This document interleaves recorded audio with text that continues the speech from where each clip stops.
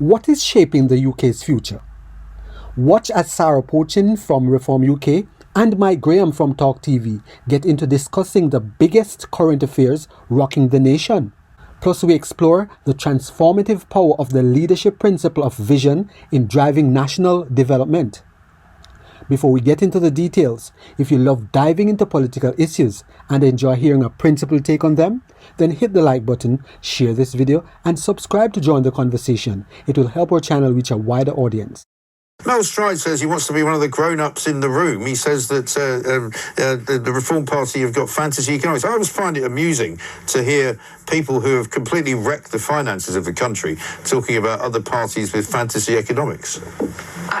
I know. And have you noticed the insults that both the Tories and the Labour Party now are throwing our way, talking about we're creating policies on the back of a fag packet, we're creating policies down the pub. Yeah. I've heard so much of this over the last few days, and yet they are both copying reform policies, so they can't be that bad, can they? And how Mel Stride can sit there, I've just listened to him, and say we're talking fantasy economics when he's suddenly coming out with, oh yes, we're going to cut millions from the waste that is the welfare state and the waste that is, the civil service. Well, that's exactly what Reform are doing with their Doge unit, with Zia Youssef heading that up.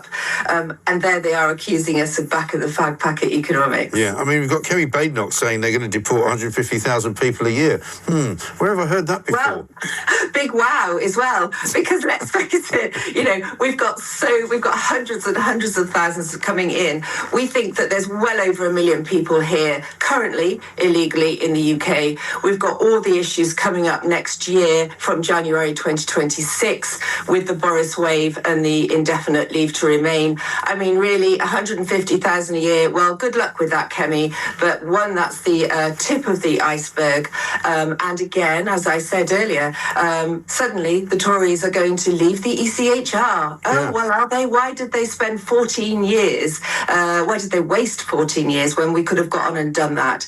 And also, they're talking about just putting on hold the Human Rights Act as opposed to reform, which is saying we will completely repeal the Human Rights Act. So, I don't think anybody is buying all of this rhetoric. All the Tories are doing at their very poorly attended conference, it looks like a ghost town, the pictures I've seen, are literally spouting out reform policies, as are Labour. And we know why, don't we? Because only reform are speaking to the people, are reflecting the views in the country at the moment of the people. And it doesn't matter what we talk about, Mike. We can talk about the protests and this new clamping down on protests. But the British people suspect, as do I, as I'm sure many of your viewers do, that they will be clamping down on the protests, the pro-Jewish protests, or my veterans that I'm always supporting in Parliament Square that protest regularly. Oh, I bet they'll all be cleared out, but will we see the Palestinian protests cleared out? Well, let's wait and see, Mike. Well, my worry as well is that they'll because the language that Shabana Mahmood is using about places where, protests go on continually, that sounds to me like migrant hotels, places where people might be caused distress. Well, again, that sounds like migrant hotels, because you can bet your bottom dollar that they would like to stop those protests. Absolutely. And these protests are fundamentally peaceful, the pink t-shirted mums and, really concerned about the safety of their children. These are peaceful protests. Are they going to stop those protests? Because this is a democratic country. And one of the things I always speak about when I get the chance is that we have to fight for our democracy. And this government, I think, is determined to limit the powers of democracy. There's a big difference between a peaceful protest that has always been the right of people in this country and these violent insightful protests that we're seeing now from pro-Palestine. There's a big difference. One, in my view, is a criminal offence, these pro-Palestine inciting to violence. The other is a democratic right to peacefully protest. Exactly. Let's have a look at the wording, actually, that Shabana Mahmood uses. This is from yesterday. What I will be making explicit is that cumulative disruption, that is to say the frequency of particular protests in particular places, is in and of itself a reason for the police to be able to restrict and place conditions. That is to say they can move them to a different place, they can restrict the time that those protests can occur on. So that will unlock all of the broader measures that the police can already do on protests. Now you can see there's quite a few clues, aren't there, as to where she wants to take this, you know? Absolutely. This is going to try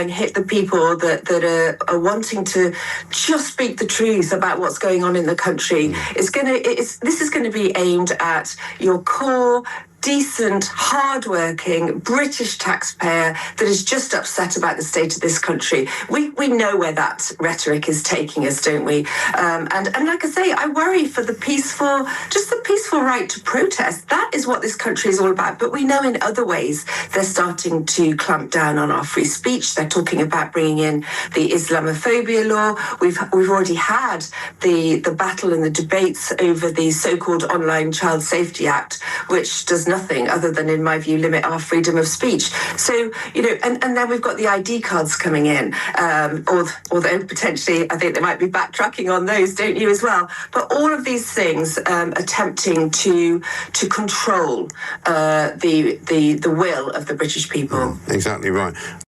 A wise leader once said, "Where there is no vision, the people perish."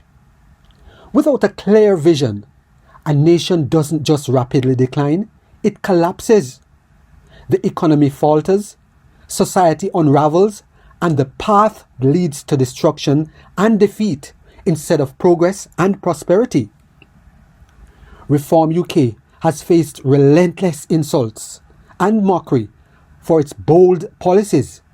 Yet now we see both the Tories and Labour scrambling to copy them. Why? Because they are desperate to regain traction after years of failing the British people. These parties lack a coherent vision for the UK's future. They see the people rallying behind Reform UK's ideas and, in a panic, cherry-pick their policies, hoping to cling to power. The British people are fed up. They've watched these two parties erode the nation's strength with short-sighted decisions. Leadership without vision is a recipe for disaster. When you criticize others' policies only to adopt them as your own, you not only expose your incompetence but double-mindedness. And an ancient proverb says, "A double-minded person is unstable in all their ways." Take the ECHR for example. Reform UK has long called for its repeal, recognizing it as a major obstacle to controlling illegal migration and securing our borders. Now the Tories suddenly want to put the ECHR on hold. This flip-flopping breeds distrust. Inconsistent decisions undermine confidence in leadership. True leadership reflects the views and values of the people. It means speaking to them, listening to their concerns, and acting decisively to meet their needs. A government must be proactive, guided by a clear vision for national development, not reactive, scrambling to copy others when the pressure mounts.